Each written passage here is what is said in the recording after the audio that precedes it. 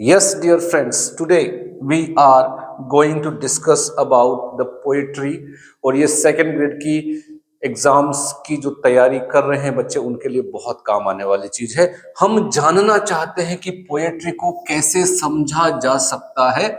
Yes, आज उसी को ध्यान में रखकर if suppose you really want to understand the poetry, आपको सबसे पहले सिलेबल की जानकारी होना बहुत जरूरी है। आपको वर्ड्स क्या होता है ये पता होना चाहिए, मीटर, रिदम, राइम, स्टांजा, ये सारी चीजें आपको आना बहुत जरूरी है। केवल यही नहीं, देखिए इसके अंदर लिटरेरी डिवाइसेस जो है उनकी भी आपको जानकारी होना बहुत जरूरी है। जैसे कि हम बोलते हैं मेटाफर, सिमिली, एलिट्रेशन और इमेजरी, ऐसे पर्सोनिफिकेशन, ओनोमाटोपिया, ऐसे बहुत सारे लिटरेरी डिवाइसेस है that we have to learn those things. लेकिन उन्हें समझकर यदि हम पढ़ें, it becomes very simple my dear friends. आज हम पोएट्री का सबसे पहला पार्ट पढ़ने वाले हैं। और जो बच्चे सेकेंड ग्रेड की तैयारी कर रहे हैं, जो स्टूडेंट्स सेकेंड ग्रेड को ध्यान में रखकर पढ़ रहे हैं और वो सोच रहे हैं कि एग्जाम्स में हमारे सामने यदि पोएट्री पार्ट से कोई क्वेश्चन आए तो हम किस तरीके से उसे सॉल्व कर सकते हैं, तो यदि आप ये वीडियो देखते हैं एंड तक, if suppose you watch this video up to the end, मैं दावे के साथ बोल सकता हूं कि इस पार्ट में यदि आपसे किसी भी प्रकार का क्वेश्चन आएगा तो आपसे बिल्कुल भी गलती नहीं होने वाली है, क्योंकि हमसे बहुत छोटी छोटी मिस्टेक्स हो जाती है। तो सबसे पहले यदि मैं पोयम पढ़ना चाहता हूं, पोएट्री के बारे में जानना चाहता हूं, तो सबसे पहले मुझे क्या आना चाहिए? सबसे पहले दोस्तों, मुझे पोएट्री के अंदर सबसे छोटी यूनिट की जानकारी होनी चाहिए। और पोएट्री में सबसे जो छोटी यूनिट है that is called syllable. Yes dear friends, उसे सिलेबल कहा जाता है। सिलेबल क्या होता है? यदि मैं पोएट्री पढ़ना चाहता हूं, I must understand what is a syllable.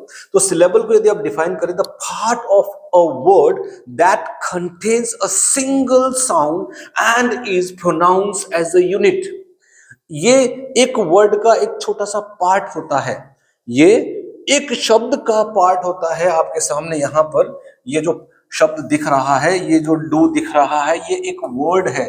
This is a word, ये कोई शब्द है। और सिलेबल क्या है? सिलेबल ये बोल रहा है कि सिलेबल इसका एक पार्ट है, इस शब्द में से भी एक पार्ट है। और वो पार्ट क्या है? वो भी कौन सा पार्ट है? अ सिंगल साउंड, और वो भी एक सिंगल साउंड है।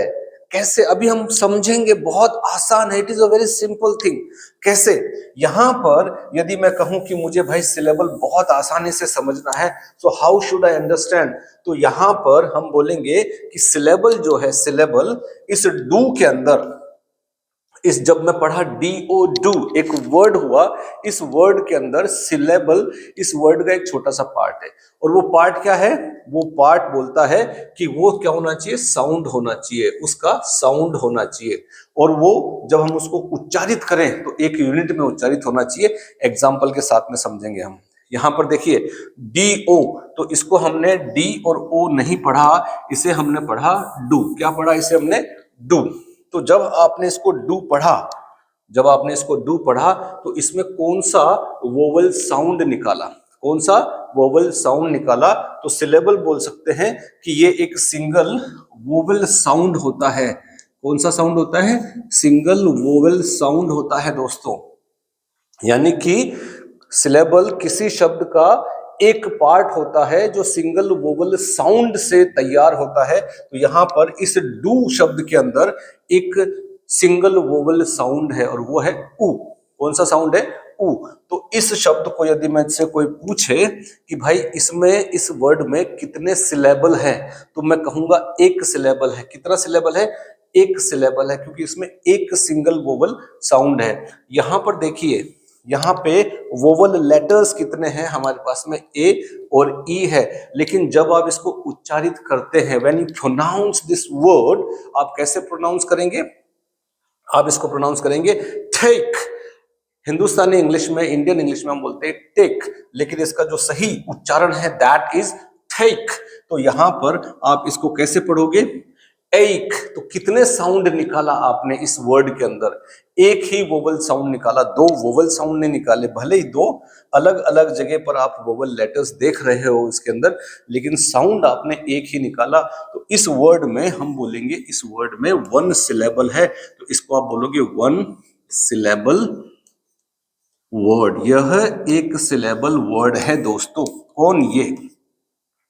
अब इसको देखिए, इसमें दो सिलेबल सॉरी दो लेटर है, वोवल लेटर है, लेकिन जब आप इसको उच्चारित करते हैं बुक बुक, तो इसमें कितना साउंड निकल रहा है?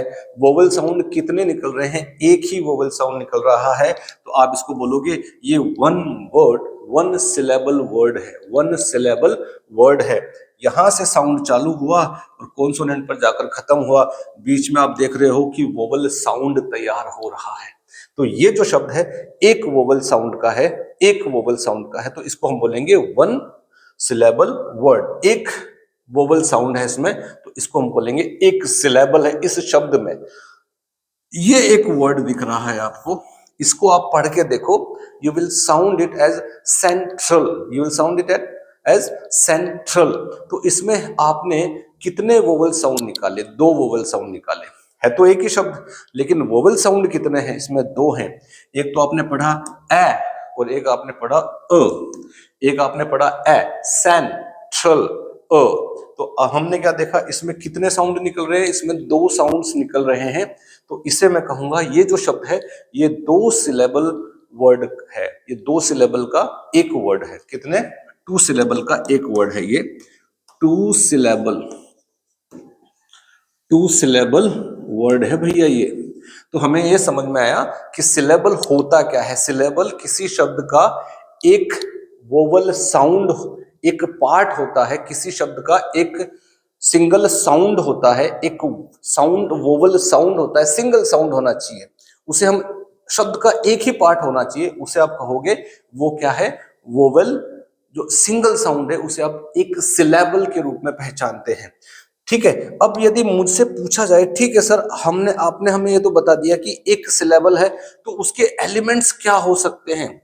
यदि कोई सिलेबल है और मुझे उसे सीखना है कि भाई सिलेबल है, तो सिलेबल को यदि मुझे अच्छे से पढ़ना है तो सिलेबल कॉम्बिनेशन जो होता है consonant, consonant plus vowel. Consonant और वोवेल जो लेटर्स हैं ये इसके एलिमेंट्स हैं, ये इसके एलिमेंट्स हैं। तो ये कॉन्सोनेंट जो आपको दिख रहा है ये अपने आप में एक शब्द है। ये जो कॉन्सोनेंट मैंने एक शब्द लिखा ये अपने आप में ही एक शब्द है। कॉन्सोनेंट हम सभी जानते हैं कौन से होते हैं? बी सी, यानी कि ए ई आई ओ यू, इनको हटा दीजिए। ये सारे के सारे वोवल लेटर्स हैं, वोवल लेटर्स हैं, हम पहले से जानते हैं इनको। इनको हटा दिया अल्फाबेट से तो बाकी जो बच गया उसे हम कॉन्सोनेंट लेटर्स बोलते हैं। अभी सिलेबल जो है यदि मुझे उसको समझना है तो वो तैयार कहां से हो रहा है? वो कॉन्सोनेंट और वोवल, ये इसके एलिमेंट्स है, इनके द्वारा ही इसको प्रोड्यूस किया जाता है, ये हमें समझना है। ठीक है। तो इसके एलिमेंट्स कौन कौन से हैं? Consonant and vowel are the elements of syllable. ये हमारे बहुत काम की चीज आता है। अब दूसरी चीज देखिए, यहां पर इस कॉन्सोनेंट के अंदर आप मुझे ये बताइए कि इसमें ये जो एक शब्द है ये कितने सिलेबल का एक वर्ड है? कितने सिलेबल का एक वर्ड है? तो देखते हैं अपन, यहां पर हम देखेंगे इसको कि हमने पढ़ा इसको खॉन सो नैट। तो यहां पे आपने पढ़ा इसको ओ और ए। तो हमने देखा कितने वोवल साउंड्स आए इसमें, कितने वोवल साउंड्स आए इसमें। एक अलग से आया, फिर दूसरा अलग से आया, फिर तीसरा अलग से आया। तो ये जो शब्द है ये तीन सिलेबल वर्ड है। इसमें तीन, एक वर्ड है लेकिन इसमें सिलेबल कितने हैं? तीन हैं। तो जब हम पोयम को समझना चाहते हैं और हम चाहते हैं कि जो पोएट्री है उसमें मैं बहुत अच्छे से अपने आप को परफेक्ट बना लूं, for that my dear students, my dear friends, you need only one thing, and what is that? You must understand what is the syllable. The first unit, जो बेसिक यूनिट है पोएट्री की, वो है syllable. अब syllable केवल यहीं पे समाप्त नहीं होते। सिलेबल के अंदर जब भी हम कोई साउंड चालू होता है किसी शब्द का, तो मोस्टली यदि कोई कॉन्सोनेंट से साउंड चालू हो रहा है, तो कॉन्सोनेंट से साउंड चालू हो रहा है। यहां से देखिए बुक, हमने क्या बोला? इसको हमने कहा बुक, तो साउंड कहां से चालू हुआ? कॉन्सोनेंट से, और वोवल से होते हुए गुजरेगा, कॉन्सोनेंट पे जाकर खत्म हो जाएगा। कॉन्सोनेंट से वोवल से होते हुए गुजरेगा, तो वोवल को उसका न्यूक्लियस कहा जाता है। किसका? उस वर्ड का, उस सिलेबल का जो न्यूक्लियस होता है उसे हम कहेंगे, जो वोवल है वो न्यूक्लियस ऑफ दैट वर्ड है। ये याद रखना है, ठीक है। सिलेबल न्यूक्लियस, सिलेबल का न्यूक्लियस क्या होता है? वोवल। सिलेबल का जो न्यूक्लियस होता है उसे हम बोलते हैं वोवल साउंड। वोवल साउंड जो है वो किसी भी वर्ड का क्या होगा? वोवल लेटर जो है उसका न्यूक्लियस होता है, याद रखना, वोवल साउंड। ओके, अब देखते हैं, यहां तक तो हमें समझ में आ गया। अब सिलेबल्स केवल यहीं पर खत्म नहीं होता, सिलेबल यहीं पर खत्म नहीं होता। सिलेबल को हम दो भागों में बांट दिए हैं। एक को बोलते हैं हम एक्सेंटेड सिलेबल, एक को बोलते हैं हम अनएक्सेंटेड सिलेबल। यदि आप कोई शब्द बोलते हो, when you speak a word, उस वर्ड के अंदर कई बार हम क्या करते हैं, साउंड्स, वोवल साउंड्स बहुत सारे आ जाते हैं। तो यहां पर जब भी आप कोई शब्द बोलोगे, जब भी आप कोई शब्द बोलोगे, तो उस शब्द के अंदर जो सिलेबल्स होते हैं वो दो प्रकार के होते हैं। एक को कहा जाता है एक्सेंटेड, एक्सेंटेड को का दूसरा रूप भी है, एक्सेंटेड को स्ट्रेस्ड भी कहा जाता है, स्ट्रेस्ड सिलेबल भी कहा जाता है। क्या वो कहा जाता है? स्ट्रेस्ड सिलेबल के रूप से भी उसे पहचाना जाता है। किसे? एक्सेंटेड को। और अनएक्सेंटेड को हम अनस्ट्रेस्ड के रूप से भी पहचानते हैं। अनस्ट्रेस्ड सिलेबल को अनएक्सेंटेड सिलेबल के रूप में भी पहचाना जाता है, ये आपको ध्यान में रखना है। अब एक्सेंटेड सिलेबल्स क्या होते हैं? Accented syllables, accented syllables are those syllables, syllable तो समझ में आ गया। Accented syllables are those syllables which are of high pitch. वो हाई पिच के होते हैं। जब आप किसी शब्द को बोलते हो तो उसमें जब आप साउंड को जोर से बोलते हो, उस वोवल साउंड को आप थोड़ा जोर से बोलते हो, उसको हाई पिच में बोलते हो, तो उसे हम बोलेंगे accented syllable. And more emphasize, उस पर आप थोड़ा ज्यादा जोर दोगे। जब हम किसी वर्ड पे, किसी वर्ड को प्रोनाउंस करते समय पर, उस वर्ड के अंदर किसी एक जगह पर जब हम कोई ज्यादा जोर लगाते हैं, उस जोर लगाने को कहा जाता है एक्सेंटेड सिलेबल। तो यहां पर देखिए, यहां पर मैंने कहा स्मॉल, स्मॉल। तो जब मैंने कहा स्मॉल, तो मैं क्या करूंगा, अपने इस ठुड्डी को थोड़ा जोर से बोलूंगा तो नीचे की तरफ आएगी। I shall drop my jaw down, small, small. तो जैसे मैंने कहा स्मॉल, तो ये जो जॉ दिख रहा है आपको, ये नीचे की तरफ ज्यादा आएगा। ऐसे समय पर यदि वो साउंड निकलता है, उसे बोलना है एक्सेंटेड सिलेबल या स्ट्रेस्ड सिलेबल। बहुत काम आता है पोयम के अंदर, और बहुत आसानी से आगे जैसे जैसे पढ़ेंगे समझ में आएगा। देखिए यहाँ पे स्मॉल, स्मॉल, जब मैं इस पूरे वर्ड को बोला तो आप देखोगे कि यहाँ पर इस वाले सिलेबल के ऊपर, इस वाले साउंड के ऊपर मैंने थोड़ा जोर से बोला, और ये वाला जो साउंड निकाला मैंने, इसको धीरे बोला, स्मॉल, स्मॉल। ऐसे ही डिफाइन, डिफाइन, डिफाइन। तो यहां पर तो मैंने कम जोर दिया और यहां पर मैंने ज्यादा जोर दिया। तो ये कितने सिलेबल का वर्ड है? दो सिलेबल का है। एक सिलेबल ये हो गया, दूसरा सिलेबल ये हो गया। तीन, भले तीन वोवल लेटर है, उससे कोई मतलब नहीं है, साउंड निकलने चाहिए, ठीक है। तो यहां पर हमने क्या कहा, when your jaw drops while pronouncing the word, while pronouncing the syllable, it is accented. जब आप किसी वर्ड को बोल रहे हो और वो सिलेबल जब आप उच्चारित करते हैं, तो आपका जॉ जब ड्रॉप करता है, उस समय पर हम उसे कहेंगे कि वो जो सिलेबल है वो एक्सेंटेड सिलेबल है या फिर स्ट्रेस्ड सिलेबल है, याद रखना है। चलिए अब हम बात करते हैं अनस्ट्रेस्ड सिलेबल या फिर अनएक्सेंटेड सिलेबल। यहां पे देखिए इसके बारे में भी लिखा हुआ है। ये बोल रहा है कि these syllables are soft, these syllables are soft and less emphasized, less emphasized। ये जो साउंड्स होते हैं या फिर ये जो सिलेबल्स होते हैं, ये सॉफ्ट बोले जाते हैं और इन पे कम जोर दिया जाता है, इन पे कम जोर दिया जाता है। ऐसे सिलेबल को, यानी कि ऐसे साउंड को हम कहेंगे ये अनस्ट्रेस्ड है। क्या है? अनस्ट्रेस्ड है या अनएक्सेंटेड सिलेबल है। यहां पर देखिए, ये जो शब्द दिख रहा है आपको, गिवन, गिवन, गिवन, गिवन। तो हमने देखा यहां पर तो आपने अपने जॉ को नीचे की तरफ धकेला, थोड़ा जोर से बोला, और जब आपने कहा यहां पर, तो ये वाला जो वर्ड है इसे हम कहेंगे, ये वाला जो साउंड है इसे आप कहोगे अनस्ट्रेस्ड सिलेबल, अनएक्सेंटेड। इसे आप क्या कहोगे? Unaccented syllable.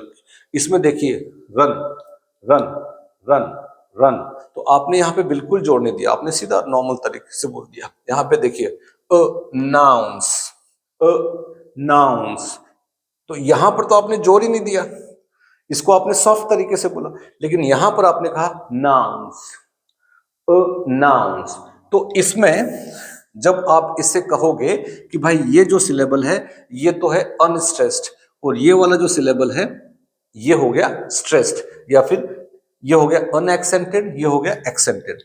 अब बात ये आती है कि जो एक्सेंटेड सिलेबल होते हैं और अनएक्सेंटेड सिलेबल्स होते हैं, इनके सिंबल्स होते हैं, इनके निशान होते हैं। क्या होते हैं? इनके निशान होते हैं। तो जो सिलेबल जिसपे जोर नहीं दिया जाता, जिसपे जोर नहीं दिया जाता उसे ऐसा लिखा जाता है, और जिसपे जोर दिया जाता है उसे ऐसा लिखा जाता है।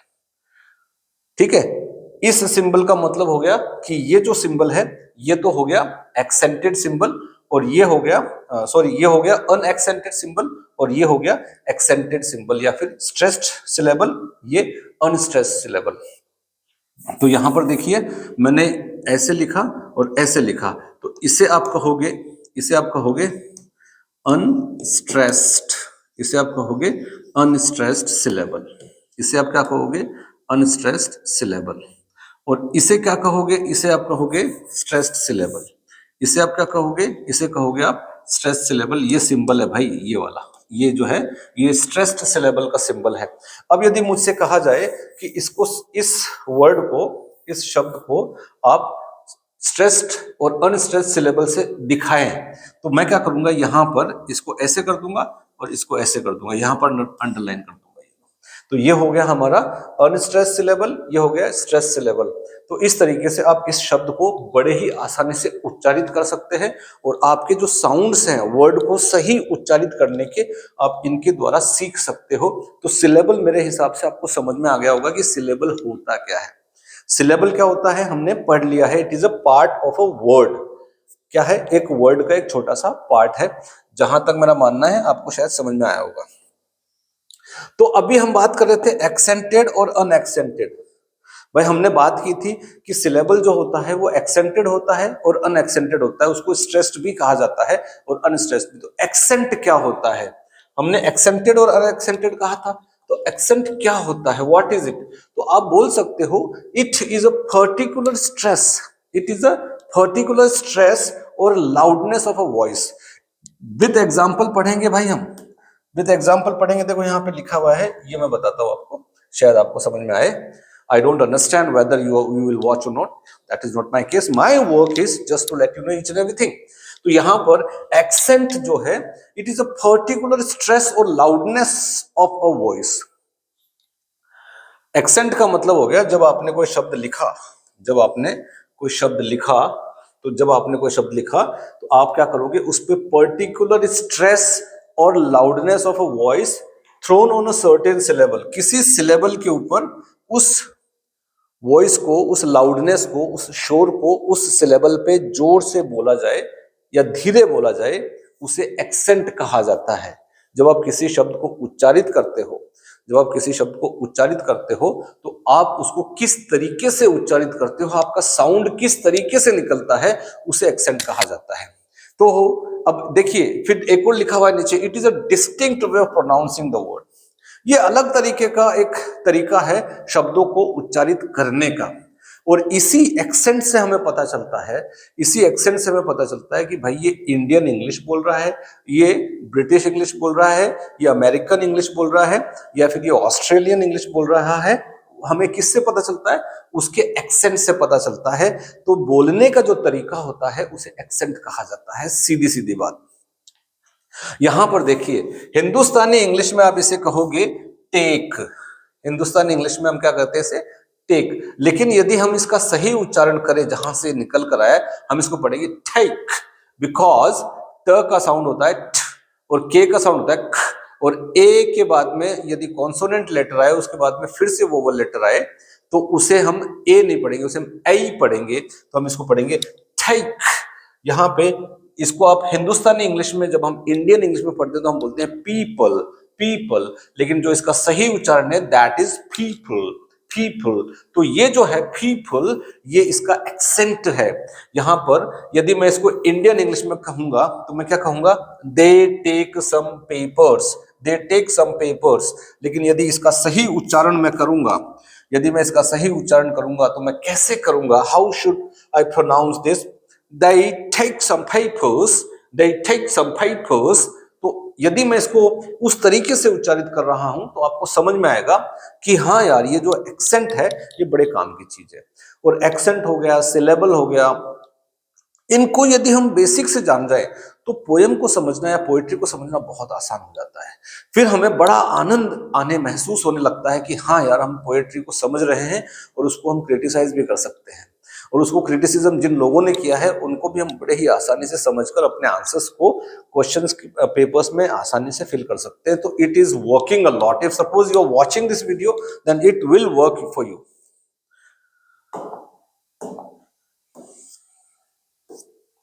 अब we have reach to the end of this part.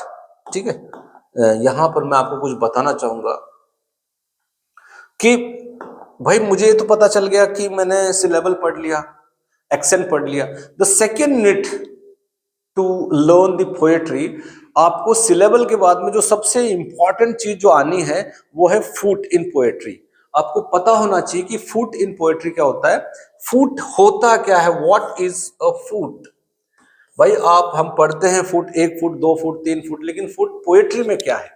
So don't go and compare that foot with the just take a scale and some teachers are there, some professors are there, they are teaching, they are telling that it is ये एक जो है scale करने के लिए हम इसका use करते हैं। No, not for that. इसको फुट का मतलब हो गया it is the basic unit of poetic metre.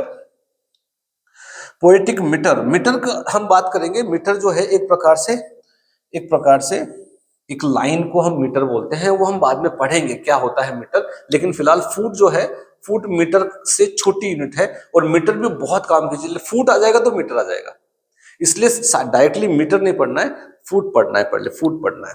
तो यहां पे बोल रहा है it is the basic unit of poetic meter. और आसान भाषा से पढ़ेंगे हम, it is the combination of accented and unaccented syllable.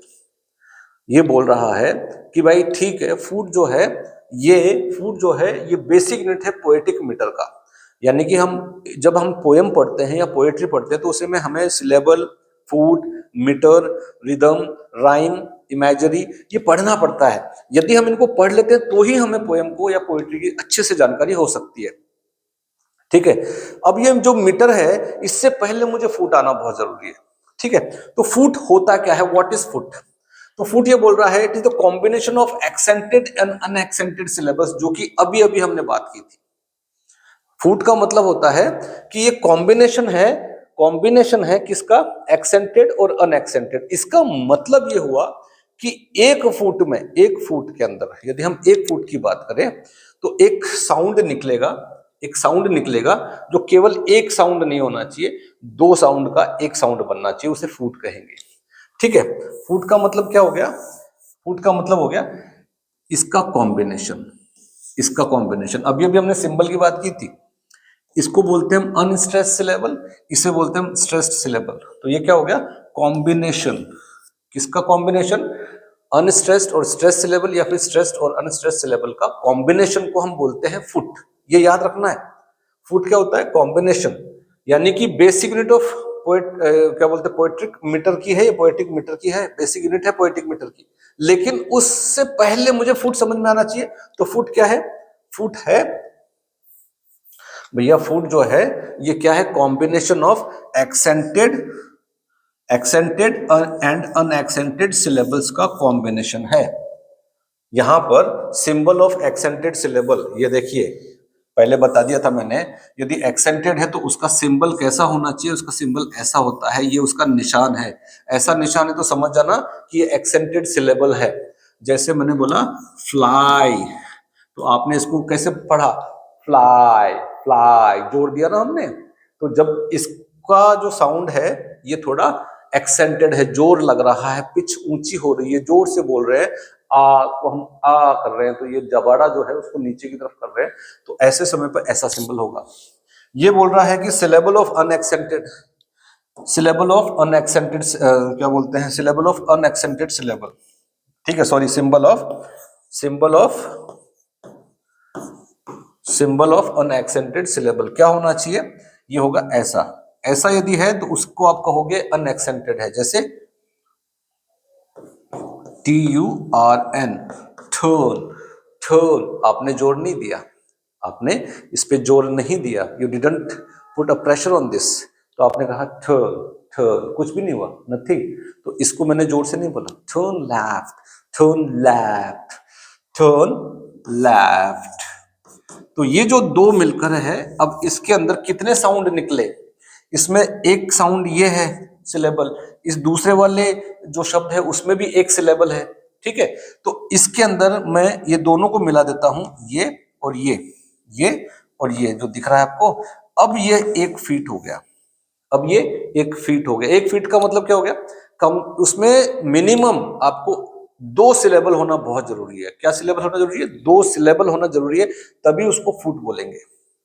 Syllable क्या था, वर्ड का एक पार्ट, एक साउंड वाला पार्ट। फुट क्या है, 2 सिलेबल कम से कम होने चाहिए, एक स्ट्रेस्ड और एक अनस्ट्रेस्ड मिलाकर स्ट्रेस्ड कॉम्बिनेशन होगा, उसे हम बोलते हैं फुट, उसे हम क्या बोलते हैं, फुट, याद रखना। अब यहां पे देखो एग्जाम्पल दे रखे हैं, यहां पर देखिए एग्जाम्पल है, यहां पर अभी मैं कहूं कि भाई इसमें ये जो वर्ड है कितने सिलेबल का है, तो आप कहोगे सप्लाई, सप्लाई, तो इसमें 2 सिलेबल है, एक सिलेबल ये हो गया, दूसरा सिलेबल ये हो गया। अब मैं कहूंगा इसमें कितने फीट है, आप कहोगे 1 फुट है, कितने हैं, 1 फुट, कैसे पता चला, ये देखो, इसको हम 1 फुट बोलेंगे, कॉम्बिनेशन हो गया ना, कॉम्बिनेशन, तो फुट हो गया, ये क्या हो गया, फुट हो गया, foot. Attack, attack, attack, thousand, thousand, thousand, तो हमने क्या किया इसको, एक तो स्ट्रेस्ड वाला सिलेबल हो गया, दूसरा अनस्ट्रेस्ड हो गया, रैबिट, रैबिट, रैबिट, एक स्ट्रेस्ड दूसरा अनस्ट्रेस्ड, रैबिट, रैबिट। तो हमने क्या देखा यहां पर, ये जो है एक वर्ड है लेकिन 2 सिलेबल है। अब मुझसे पूछा जाए कि इस वाले वर्ड में, इस वाले वर्ड में कितने फीट है, 1 फीट जो है, एक जो फुट है, 1 फुट है, उसे हम कहते हैं, वो कॉम्बिनेशन ऑफ क्या होना चाहिए, स्ट्रेस्ड और अनस्ट्रेस्ड सिलेबल का एक कॉम्बिनेशन होता है, उसे फुट कहा जाता है। लेकिन सिर्फ 2 ही होने चाहिए, कितने होने चाहिए, 2 होने चाहिए, 2, सिर्फ 2 सिलेबल होंगे तो ही 1 फुट होगा। मीटर की बात करेंगे अब, मीटर के अंदर क्या होता है, कॉम्बिनेशन ऑफ द फुट्स आएगा, कॉम्बिनेशन ऑफ द फुट्स आएगा, जो कि हमारे अगले चैप्टर में आएगा, वो वहां पर काम आएगा। अब फुट केवल एक ही नहीं होता, फुट कई प्रकार के होते हैं, फुट जो है वो कई प्रकार के होते हैं, वो हम पढ़ेंगे हमारे नेक्स्ट वीडियो में, जिसके अंदर मैं बताऊंगा कि फुट कितने होते हैं। एक को बोलते हैं हम इयाम, एक को बोलते हैं हम ट्रॉकी, एक को बोलते हैं हम डेक्टाइल, एक को बोलते हैं मैनाफेस्ट, ठीक है, स्पॉन्डी, फिरैंक्स, ऐसे बहुत सारे होते हैं, उनके बारे में हम पढ़ेंगे हमारे अगले वीडियो के अंदर। तो मैं आशा करता हूं ये जो वीडियो है आपको बहुत पसंद आया होगा, और जो बच्चे 2nd ग्रेड की तैयारी कर रहे हैं, यदि आपने इस वीडियो को ध्यान से देखा है, श्योरिटी देता हूं मैं आपको कि आपसे मिस्टेक नहीं होगी, आपको समझ में आ जाएगा। थैंक यू, अगले वीडियो में फिर मिलते हैं, तब तक के लिए जय Hind, have a nice day, my name is Vikram Singh.